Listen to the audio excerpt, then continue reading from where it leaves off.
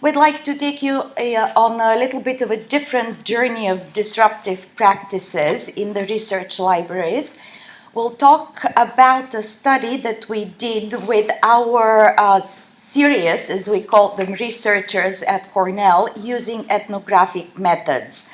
First, Nancy will say a few words about the methods, and then I'll share some of our results and conclusions with you. Okay, so before I get going, I just want to make mention of the fact that I'm an anthropologist, fortunate enough after doing research in the Amazon to be working in libraries for the last 12 years.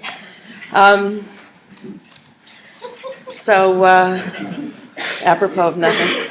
So the future of the research library, already so clear, as if you weren't already convinced how important a question it is to ask. So it made sense up until, I don't know, my lifetime certainly, to build a research library that was pretty much like an older research library. You could almost copy. But nowadays you simply can't do that. It's the shrinking of the physical collections, it's the new applications and devices, it's the technological changes. But really, I think much more than that, it's that people are working differently now. So people are really doing some different things, and they're doing them in different configurations. The resources are different. Of course, the tools are different. But I think you have to ask what exactly it is that people do that would call for a new vision of the research library. What would be so different, so changed, that you would actually want to rethink this institution? So what we're going to talk about today was an effort to envision a new academic library to respond to current work practices and especially emerging work practices and needs. Ithaka, Kornelia asked me in from Ithaka S&R to facilitate that inquiry into what academic researchers do day to day, how they acquire, use, and share information in the course of their daily activities. And the reason that Kornelia came to me is, I think, because we had developed a method for gathering very fine-grained information about how academics do research now. And the method, which I'm just going to tell you about very briefly, comes out of a tradition of participatory design, and it's a tradition with a pretty long history, actually probably 60 years or more. And it's an approach that focuses on what people really do in the workplace. You can think of the university and the research library as an academic workplace. So it focuses on these actual practices and then on developing systems and structures that will help people overcome the difficulties and the obstacles that they encounter while simultaneously trying to help them do even better at the good things they're already doing. So I had worked actually with Kornelia previously on a project called Extensible Catalog, which is a big open source project. It's now sort of invisible because it's kind of buried in some other systems. That was when I was director of anthropological research at the University of Rochester. That was up until a few years ago. So we used a participatory design approach to software design and development on that project.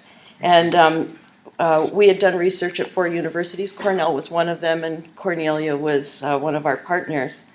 And then after that, actually, I think it was before that project, we had done this study of undergraduate students, how they write their papers at the University of Rochester. And in doing that project, we had developed this mapping method.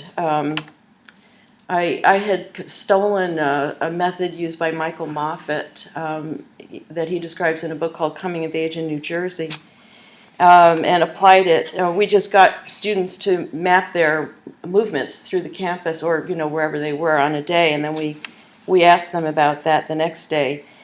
And then most recently, I had been able to work with a bunch of medical libraries in Illinois. And we modified that mapping method. We had third-year medical students map or log a day on which they did some well, yeah, actually a day in which they were doing some work, so not a day off, which they never have anyway. But they mapped or logged a whole day, and then members of that team would meet with them the next day, and they would ask them to narrate the day, and then they would sort of hone in on the moments when they were seeking information or using or recording or sharing information.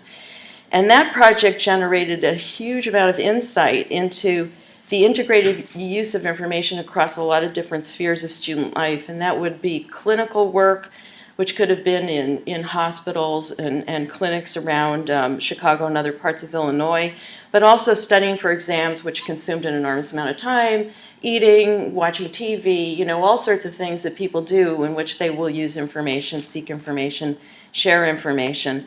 And the librarians were really fascinated by this, learned a lot of new stuff that they hadn't known before about, you know, the specifics of the information use, but also they learned things about what we started calling putting on the white coat, that even though they had been immersed in that world for decades, some of them, it came as a revelation to them. So it was a really very powerful method. So when Kornelia came to me with her research question, if we could design a research library from scratch, what would it look like? I suggested this method we had used in Illinois, this day in the life method. So we thought that participants in the interviews, the people who had actually logged their days, should be mainly junior faculty and advanced graduate students, because Kornelia was particularly interested in what might be coming down the road in 10, 20 years or more. But we also included undergraduates and senior faculty as well, so that we had a bigger picture. And Kornelia put a project team together, and the team engaged 21 people in interviews. We gave them a set of directions, and we asked them to just map or log their movements in one day. And I think the only instruction was basically it had to be a day on which they were able to devote some time to research. So we would get back things sort of like this. And then on the next day after this was made, one of Kornelia's team members would sit down with the person who mapped their day and interview them, asking them to narrate the day, to tell the story of the day, but then also to answer to prompts specifically about seeking, finding, using, sharing information.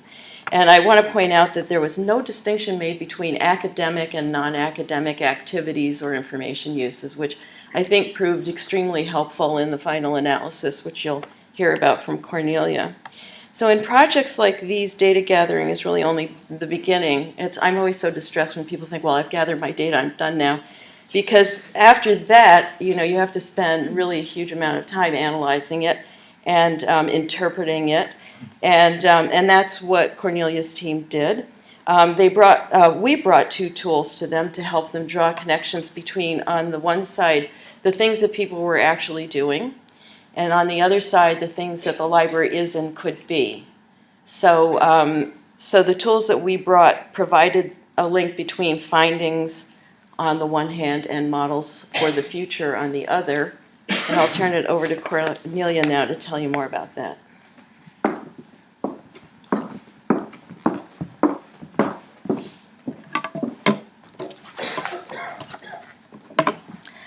So I will only briefly talk about some of the more significant findings of our study, and at the end of our presentation we've put up the URL where the full report is, because it's pages and pages and pages. The analysis did take us a lot of time. So before I go into the findings, let me just say a few words about the analysis. We organized it in several big categories: seeking information, what we called academic activities to account for note-taking, writing, managing information, and field work, because we had a few people from the hard sciences, library resources, space, self-management, which proved to be a very interesting category, as you will see later on, and what we called circum-academic activities. That is, activities allied to the researchers' academic lives, but not strictly research.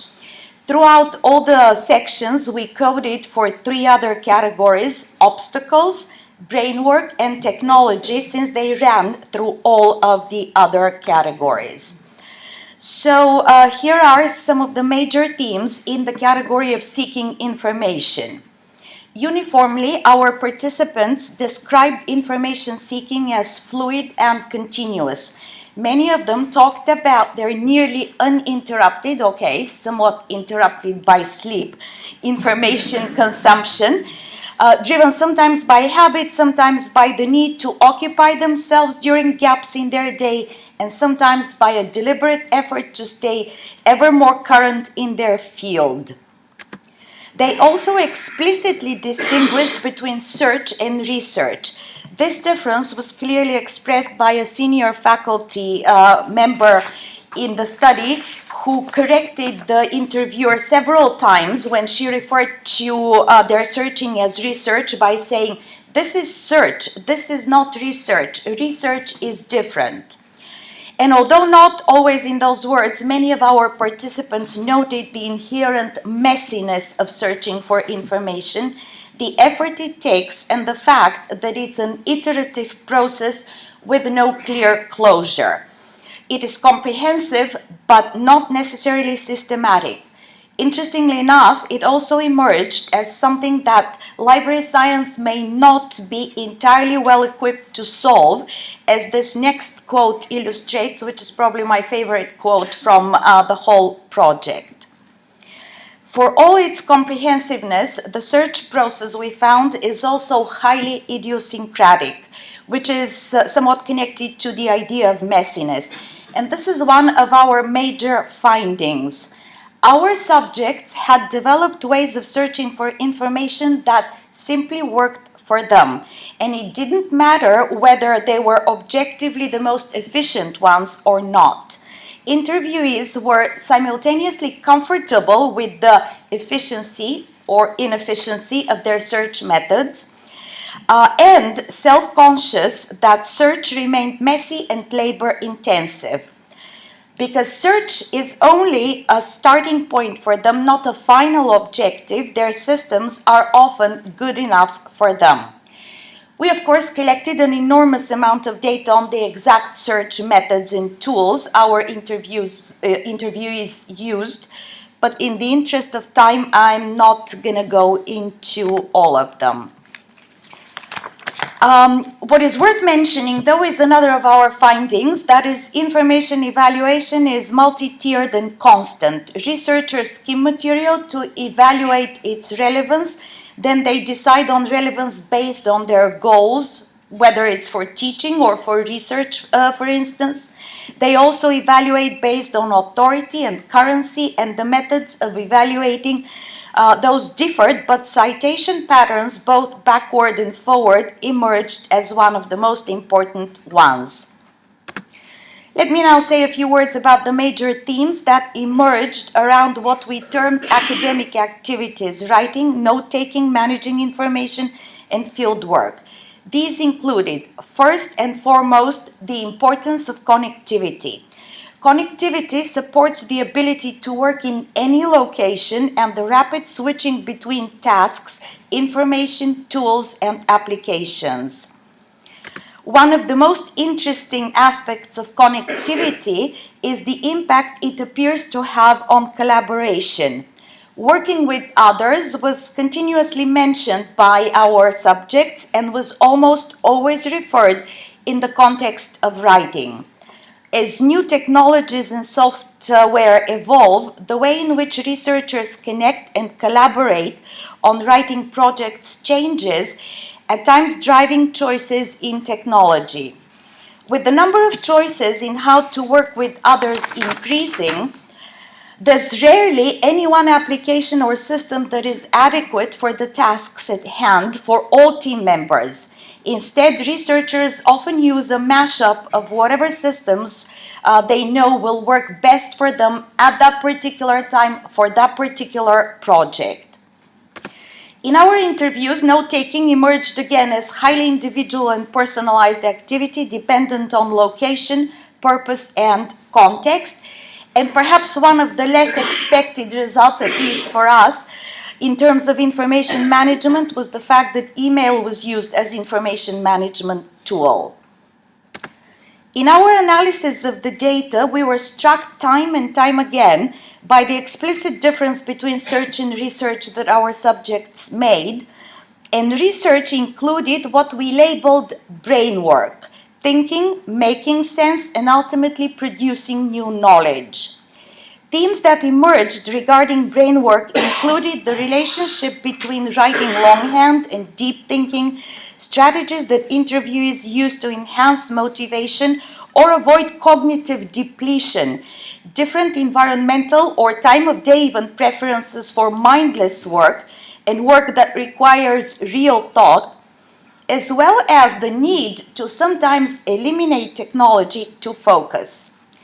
As you will see later on, we contend that research libraries have focused too much on search and not enough on brainwork, that is, the process of making use of whatever information people have found.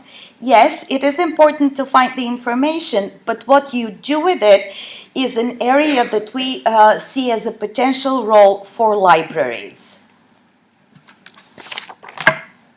One of our most important findings concerns what we called circum-academic activities. That is, those that surround the academic life of researchers, but are not strictly research. The distinction was very fluid. People went in and out of academic and circum-academic activities all the time, and they were very difficult to separate.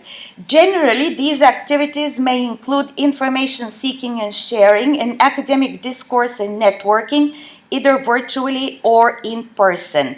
And there, of course, were some administrative circum-academic activities, such as copyright clearance, seeking grant funding, that are all associated with being an academic.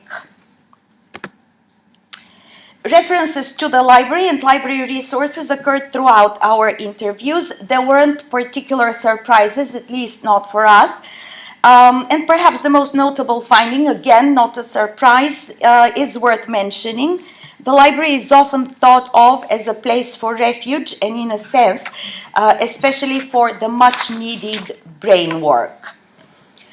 Brainwork underpins another of the concerns expressed universally, that is the need for what we called self-management to describe the choices and practices of researchers that enable them to manage their time, focus on the task at hand, prioritize multiple demands on their attention, and attain their desired work-life balance. Many of their processes and strategies depended on a complicated relationship with technology and the ways it can simultaneously improve and deter productivity. As you can imagine, a discussion of the findings can go on for hours, and for those of you who are interested in more, again, I refer you to the full report. Now, I would like to say a few words about our conclusions. So we embarked on this study with the objective of exploring research practices in order to inform a vision for the library of the future, developed free of any legacy constraints, and to, of course, identify improvements to library services that we could make now. And the major themes that informed our thinking in both of these, present improvement and future vision, include: search is idiosyncratic and is not important. Research has no closure. Experts rule. And research is collaboration. So for the library of the present, none of our findings were completely astonishing by themselves. The value of what we have learned, though, resides in a better understanding of the connections between the process of research, the academic networking world, and the characteristic ways in which scholars manage themselves to achieve their academic goals. Taking into account the overlap between research, networking, and managing one's own abilities, for us is a key way of thinking about the role of libraries and services that need to continue and be developed to support current and future researchers. In other words, for libraries, the context in which academic goals are undertaken is crucial, not just the way, but the context.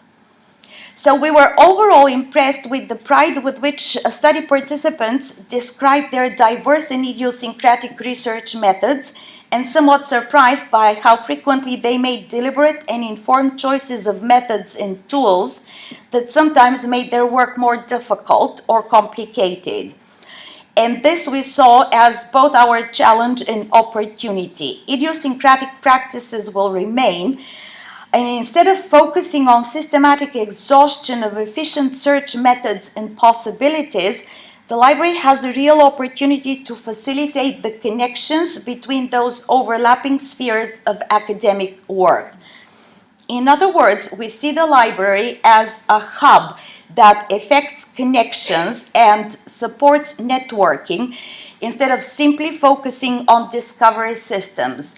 The connections are between people, between technologies, between people and technologies.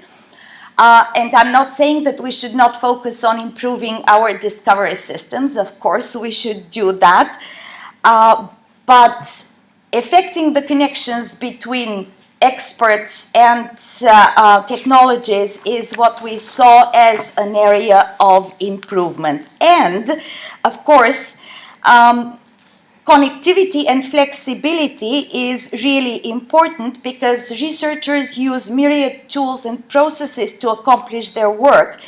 And connectivity and flexibility do facilitate the seamless movement of information from one format, medium, platform, or location to another, and their importance cannot be overemphasized. So when we first embarked on this project, our most important research question was, if we were building a research library from scratch today, what would it look like? The answers can take different forms, and our hope is that we have provided enough data to enable a multitude of paths. What stood out most for us, though, is the role of technology in enabling the idiosyncrasies in the research process. Technological innovation has increased the amount of customization that individuals can use to adjust available tools to suit their personal preferences. If we consider that these common practices are only at the beginning of a much larger trend, the library of the future will have to be exponentially more customizable than its current offerings. As the de facto academic hub in a research institutions, libraries will have to play a greater resource in making available their resources in customizable platforms that would allow individual preferences in searching, storing, tagging, citing, writing, sharing, etc., elements of knowledge consumption, production, and dissemination. Simultaneously, as scholarship becomes more interdisciplinary, collaborative tools and applications will shift from clunky, non-interoperable tools to seamless, nimble structures that facilitate collective work. So the library of the future, as we see it, lies at the juncture of customization and collaboration in support of the overlapping spheres of the research process, academic networking, and self-management. So if the future were here today and we were building a research library from scratch today, we will think of it in two ways, as an academic hub and an application store. The academic hub idea is applicable to the improving current library services portion, but we believe it will carry into the future. In this scenario, it may take on even more of a social media aspect as professionals continue to communicate increasingly through virtual spaces. The idea of the library as an app store, though, stems from the finding that research is individualized and highly customized. We envision the library as an on-demand app store, an open-source platform that provides the option to suggest features for customization and shortcuts to build personal collections. The library will employ developers that could create these modules quickly. The most popular app downloads will be displayed by function or discipline. The library will take a leadership role in ensuring vendor platforms can be integrated easily for the benefit of the user. All library resources will speak easily to whatever platform the researchers are using. The importance of the individualized user is the significant conclusion of the study. Therefore, the library of the future will need to focus on individualized services, apps, and integrations as opposed to a one-size-fits-all approach. And this is the URL for the full report, which is pages and pages and pages. Thank you.